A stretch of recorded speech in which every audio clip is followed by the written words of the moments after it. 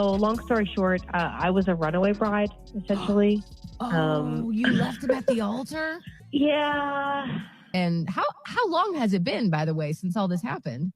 12 years, So You want to shoot your shot with the man that you left at the altar? literally, with no call. This is the first time I'm hearing from you in 12 years. Do you understand? yeah. I've not spoken to you in 12 years. You just literally vanished. I don't want to be the person you come to because suddenly you realize I'm great. Right? Love is a decision. You'll never find another girl like me ever again. There's no one else like me. She left him at the altar and didn't talk to him since, but 12 years later she wants him back. Seems like things didn't work out as she expected, and here she is looking for him again. I guess Chad wasn't ready for a long-term commitment, and this is why she decided to check on him. So long story short, I was a runaway bride, essentially. Oh, you left him at the altar? Yeah, And how long has it been, by the way, since all this happened? 12 years. wow. Ooh. Okay, So you want to shoot your shot with the man that you left at the altar? all right, Patrick, the person that wants to shoot their shot with you will do so now. Hi, Okay. Patrick. How are you? I haven't talked to you in a very long time, and I know that I left you on the altar. Wait, Aubrey? Yeah. Oh my God. Wow. I cannot believe this is happening. I mean, I haven't talked to you in over like 10 years, 12. And, I mean, you literally broke my heart. I know. Like, I mean, I was mortified. I was literally mortified. I'm standing in front of all my family and friends by myself, staring at nobody. And I know. like, it was literally the most mortifying thing I've ever experienced in my life. Yeah, I love you. I'm sorry.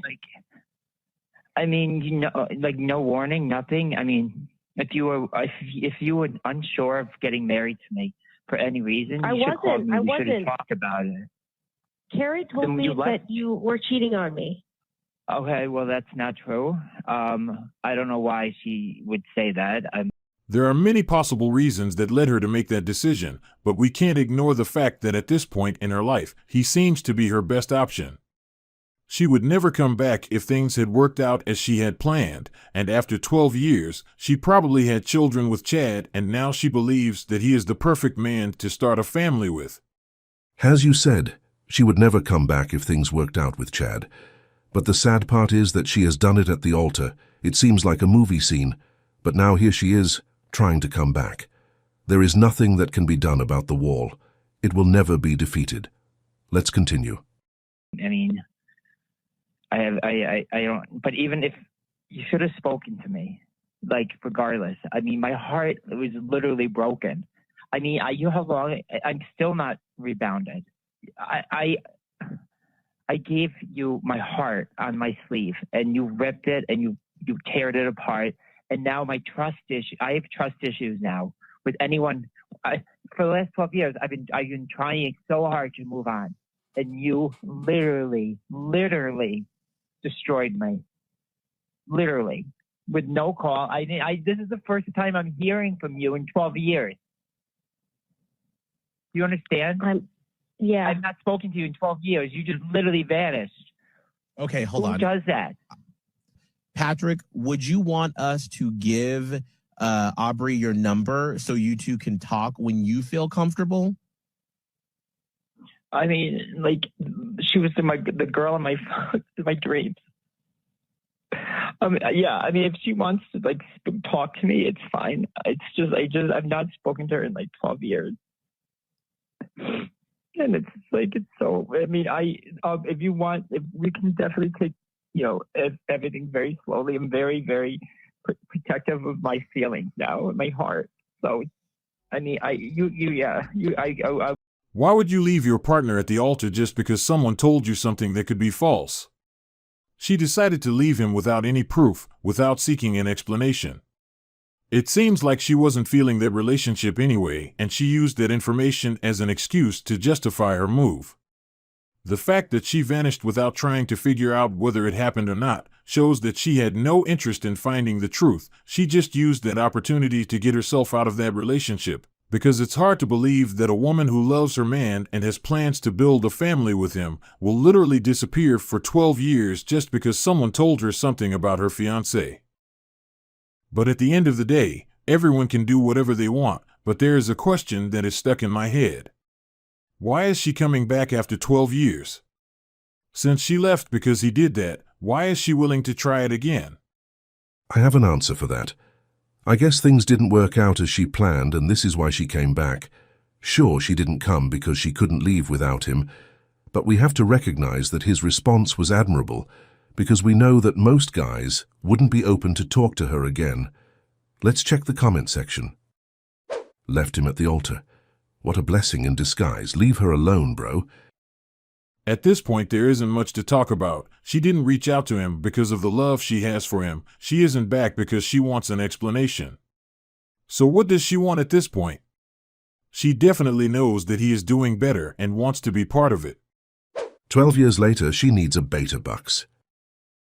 This is all it comes down to. She didn't come after 12 years for nothing. She probably has Chad's kids, and she believes that he fits the characteristics of a good stepfather. I bet she stalked him on social media and knows he has money. Nothing else. I don't doubt that, and I strongly believe that she isn't back because of love. If that was the case, she would have reached out many years ago. She wants to connect with him again for another reason. What is that reason? I don't want to be the person you come to because suddenly you realize I'm great. Right? Love is a decision. Commitment is a decision. Right? You don't commit to someone because you go, I'm never going to find anyone better. Right? You commit because then what happens if you do? You commit to someone because you say, I feel it in my bones, I want to be with this person and I'm going to go all in with this person. And whoever comes along in my life from now on, it doesn't matter. It's not about whether someone's better or not. It's about the fact that I've decided to build this relationship. The message in this video is real. A lot of guys are the backup plan, and some of them know it, but still are willing to go along with it. They are still willing to accept because somehow they see it as a good option. But it's important to understand that it's never good to be another person's second plan. They will never be able to value and appreciate you the way you deserve. You can always do better. There are too many people in this world. Go out there and find another person who will consider you as their first option. You can do better. I also agree with your point, and there are some funny cases where they leave for another person, and when it doesn't work for them, or when they see you doing better, they come back and tell you that they are willing to give our relationship another chance. Now they are willing to try it again. This is the worst one. A lot of people forget that the grass is greener where we water it, and this is why they keep making the same mistake. The man he described is the type of man most women claim they want, but at the same time, most women place those guys in the friend zone while they are chasing Chad and Tyrone. Let's check the comments section. Is love a feeling or a decision? This is what a lot of people get confused with love. If you believe that love is a feeling, what happens when that feeling vanishes? What happens when there is an issue in the relationship? Many people think that love is a feeling, and this is why they are quick to leave each other. There is no sense of commitment anymore. If I am not feeling it, I am out.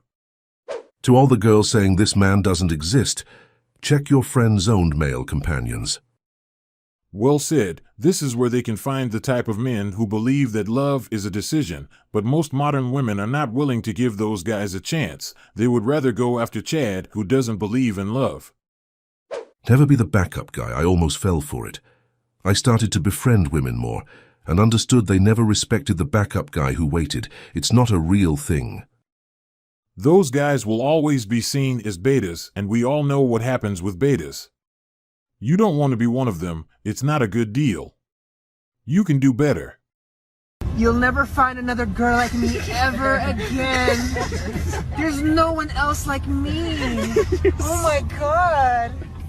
You'll never find another girl like me ever again. There's no one else like me.